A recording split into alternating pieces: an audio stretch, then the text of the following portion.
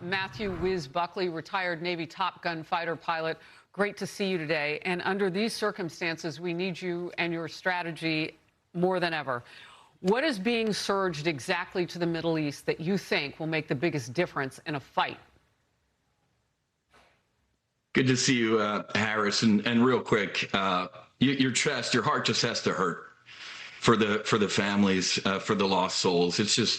It's heartbreaking, but that has got to steel our resolve, Harris. So the president, Secretary Hegseth, General Kane are moving what is required into the region to get this job done. My oldest son, Matthew, he's 26. He's stationed at Dover Air Force Base. He put the flags on those caskets yesterday and was in that second van.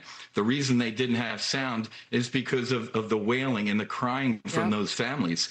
My fellow Americans, these people, these radical Islamic terrorists, want to kill as many of us as humanly possible, Harris. If they could, and they've been trying to do this, if they've tried to sink my first carrier, the Abraham Lincoln, which is in the region. If they could sink the Abraham Lincoln today, they'd kill 5,000 Americans. So the president is surging what is required into this region to get the job done. We have got to finish this, Harris. Look, I know it's foreign policy, but it has to somewhat move the needle a little bit. Saudi Arabia now, the Abraham Accords, and also talks of a civil agreement on nuclear energy inside that country between Saudi Arabia and President Trump. Your just kind of expanded view of how this affects the war.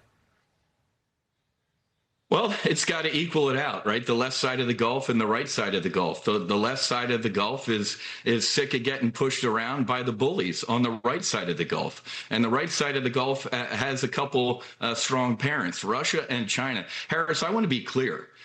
The precise laser-like targeting hitting our barracks in Jordan, hitting our radar installations in Bahrain and Kuwait, and also our Fifth Fleet headquarters, the Iranians ain't doing this on their own. They are getting that from Russia.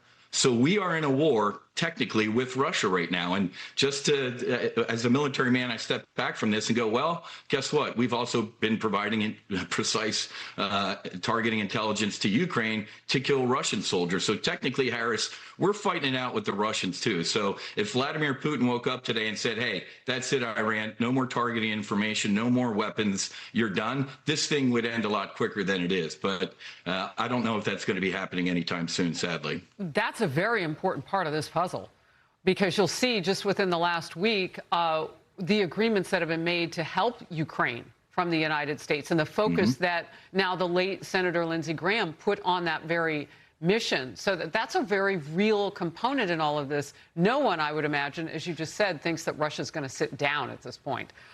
So they're in the fight, too. I do want to take you, though, to a threat from Iran's parliament speaker and lead negotiator, as we kind of wait to see if they'll come back to the table. This is a quote. "The equation of this war is clear. Either all or none!" Exclamation point. Yeah. In a region where we do not sell oil, no one will sell oil, meaning Iran is either selling its oil or nobody does. Your reaction? Well, Harris, my reaction is, yesterday when I saw those heartbreaking images, some people in this country are wanking about paying an extra 50 to 100 bucks in gas each month. Folks, after 9/11, a lot of us said, what? Never forget. Could you imagine, Harris, if those 19 hijackers, instead of flying airliners, were told, hey, just drive these U-Hauls. There's something in the back into New York, Chicago, Miami, LA, and Dallas, and just sit there with a small nuke? Millions of Americans would have been dead. So I will never forget, Harris, this is what we're dealing with. The enemy always gets a vote. And as that guy just said, they're in this to fight to the bitter end.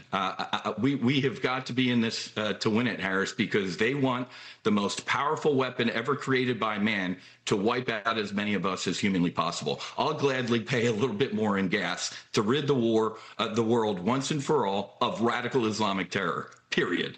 And as you started, the sacrifice, though, will be more than gasoline, potentially.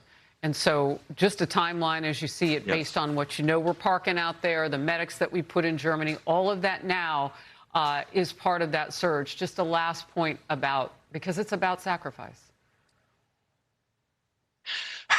It is, Harris. Like I said, I have skin in the game with my boy, President Trump or Raisin or Secretary Hegseth. I'm a 57-year-old man. I think it was Iron Eagle 3 or 4 had some old fighter pilots coming back. This is the war, Harris. Iraq and Afghanistan, those were forays. It was always about Iran. They started this 47 years ago, and we're going to finish it. And if I could, I would, man. I still hit the gym, and I am ready to go. This is the fight, Harris, and it has been that way, and we need to finish it. Liz Buckley, it is always great to have you in focus. Thank you.